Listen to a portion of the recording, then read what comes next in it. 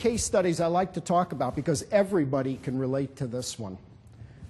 Let's say you wanted to buy a tube of Crest toothpaste, which is available everywhere on the planet. Drugstores, grocery stores, gas stations. Everybody sells Crest toothpaste. But the three guys that sell more Crest toothpaste than anybody in the world are these three guys. So now, as you think about it, somebody wants to buy a tube of Crest toothpaste. Now, if you are a price-oriented customer, you think about price. How many people in this room are price-oriented? Would you say? Okay, pretty good number of you. If you're price-oriented, what store are you going to go to? They lowest price always, right? Everything, every truck, every bag says lowest price always. You're going to go to Walmart. Now, let's say, well, you know, you like a little bit nicer store, you like a little bit nicer shopping experience, you might want to look at the home furnishings area. You might choose Target because Target's a little bit more expensive, a few pennies, not much. But the store is nicer, the shopping experience is nicer, the other products are a little bit nicer. So you might say, well, for a few pennies more, I'll go to Target. Well, on that same corner, right, we got Walmart on one corner, we got Target on the other corner, and sitting right in between on the driveway into Walmart is this new Walgreens store. Walgreens is the most expensive in the country. How many of you would say you're a convenience-driven customer? The convenience is a factor.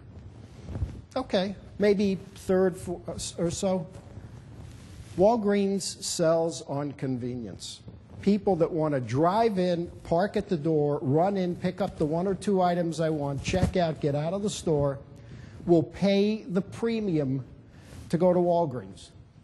So now here's three stores virtually on the same corner all over America. By the way, all three of them doing exceptionally well, and the interesting piece of this is the most expensive guy, Walgreens, is outperforming the other two.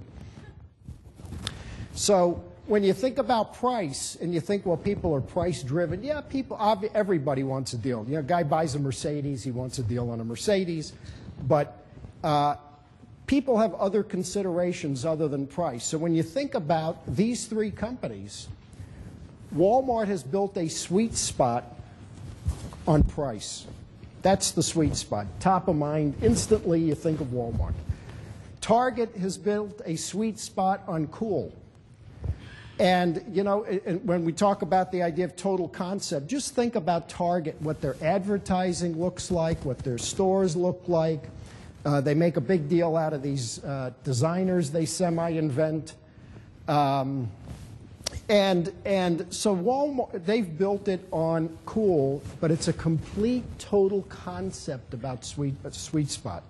And finally, Walgreens has built a sweet spot on convenience. If convenience is the driver, that's what you're going to think about. My wife and I walked through a Walgreens store, I don't know, yesterday or the day before, and they now have like a convenient food mart thing. They've got a pop machine and a fountain and all that stuff they've now added. And their whole business is about convenience. So these are three separate, unique sweet spots, and price becomes a non-issue. Price, well, Walgreens, obviously Walmart price is the driver. Target and Walgreens, it's not about price. I would like to encourage you to go out now and create your own sweet spot. Think about Rick Grossman, think about Mike Nelson, think about Walmart, Target, think about Chico's and the women's apparel business. These are companies that have created a sweet spot. They've taken the time to think about who do I want to serve and how do I want to serve them. And they make a ton of money.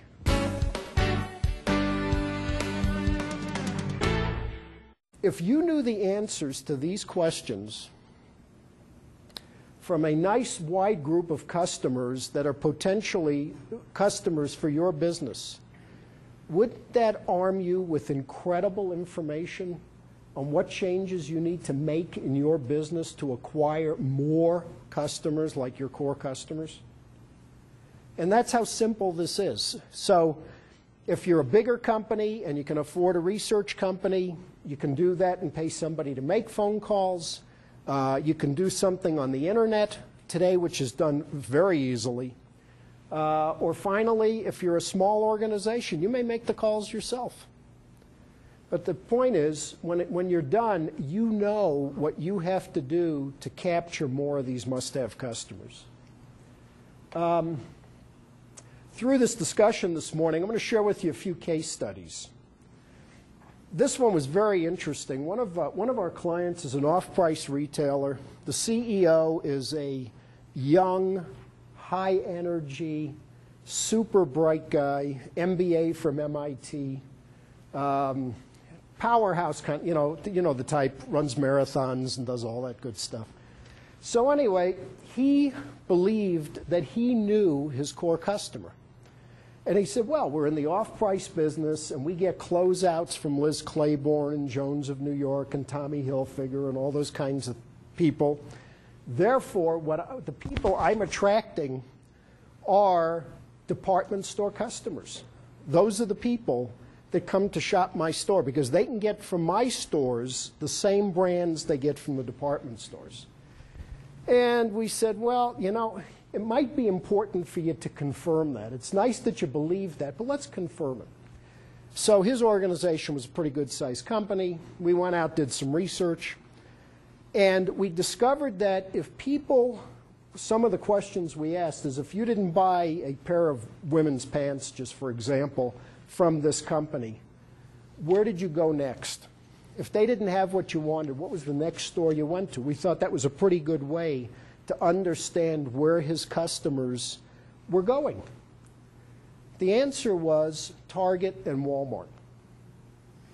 So even though he had the brands that people were used to buying at a department store, he did not have the selection of those brands that they're used to buying.